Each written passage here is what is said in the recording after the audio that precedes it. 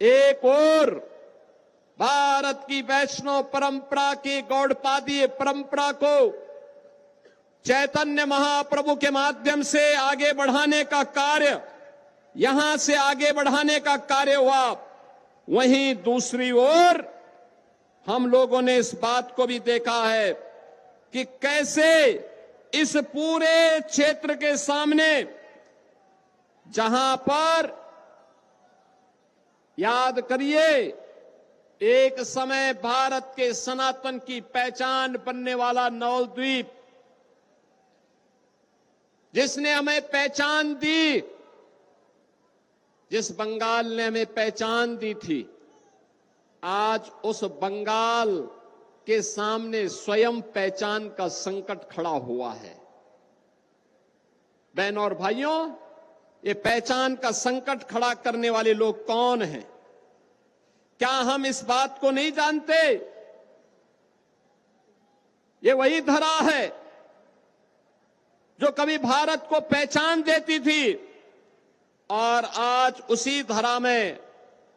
एक पहचान का संकट खड़ा किया है। बंगाल के अंदर पिछले 15 वर्षों में टेरर की प्रतीक बनी हुई, माफिया राज की प्रतीक बनी हुई, करप्शन की प्रतीक बनी हुई टीएमसी की सरकार ने, हमें याद है बीजेपी कार्यकर्ता संजय भौमिक की निर्ममता पूर्वक हत्या कर दी गई थी।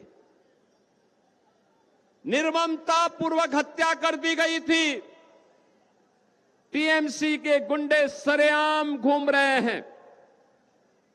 और मुझे यह देख करके प्रसन्नता हुई थी परसों,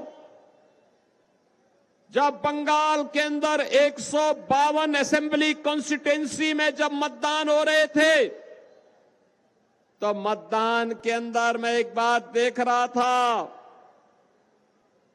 हर मतदाता के मन में एक ही भाव था कि बंगाल को उसकी पहचान दिलानी है। टेरर से, माफिया राज से, करप्शन से मुक्ति दिला करके बंगाल को फिर से भारत की पहचान का प्रतीक बनाना